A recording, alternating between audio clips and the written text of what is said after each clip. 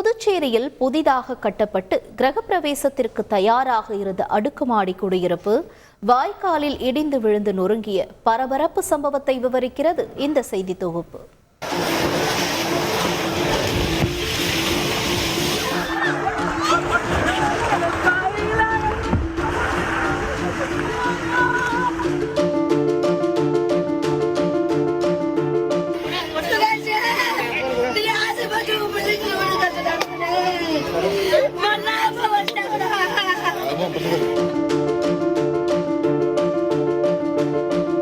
பார்த்து பார்த்து கட்டிய வீடு கண்முன்னே தரைமட்டமாக கிடப்பதைக் கண்டு குடும்பத்தார் கதறிய கதறல் கான்பூர் கண்களை குளமாக்கியது.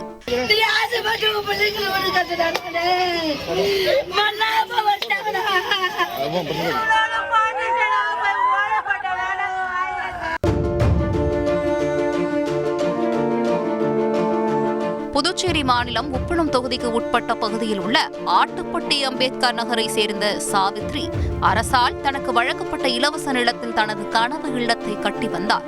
லட்சக்கணக்கில் பணம் செலவழித்து 3 மாடி கொண்ட குடியிருப்பை கட்டி முடித்தார்.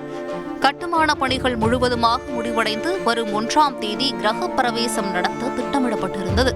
தனது வீட்டின் பொதுமனைப்பு விழாவிற்கு பத்திரிகை அடிக்கும் பணியில் சாவித்ரி மும்மரம் காட்டி வர உப்பனாறு வாய்க்காலுக்கு சுற்றுச்சுவர் கட்டுவதற்காக பள்ளம் தோண்டும் பணி நடைபெற்று வந்துள்ளது.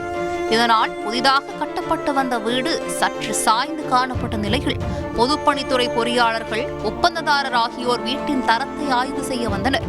அப்போது பேசிக் கொண்டிருந்த போதே திடீரென வீடு அடியோடு சாய்ந்து இடிந்து விழுந்தது.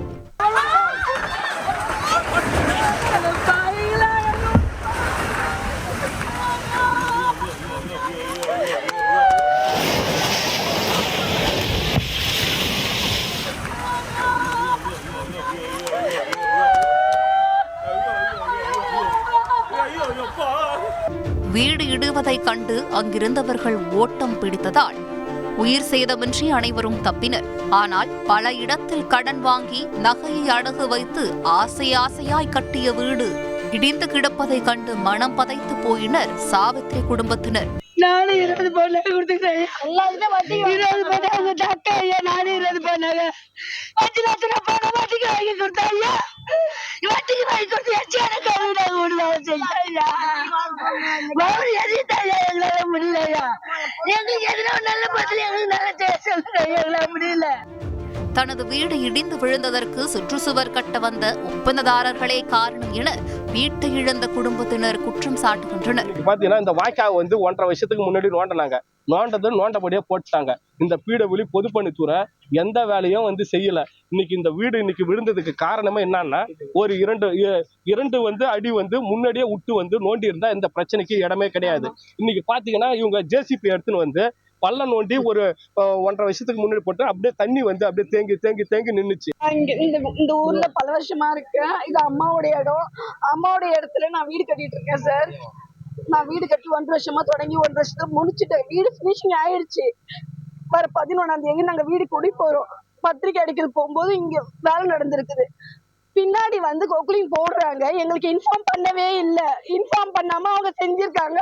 அவங்க செய்யும் போது வீடு அடி வாங்கி முன்னாடி கிளப்பிக்கிச்சு. மேலும் தங்களின் நிலைமையை கருத்தில் கொண்டு உரிய இழப்பீடு வழங்க வேண்டும் என்பது அவர்களின் கோரிக்கையாக உள்ளது. எங்களுக்கு இதுக்கு வேண்டிய நஷ்டீடு கொடுத்து எங்களுக்கு நாங்க எந்த கஷ்டப்பட்டு இதை நாங்க இழந்தோமோ வட்டிய மோதலும் போட்டு அவங்க எங்களுக்கு தரணும்.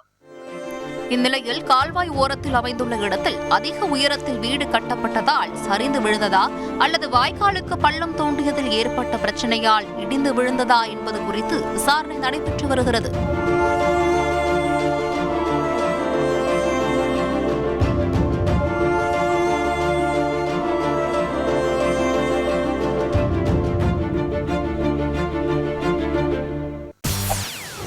செய்திகளை உடனுக்குடன் தெரிந்து கொள்ள உடனே சப்ஸ்கிரைப் பண்ணுங்க.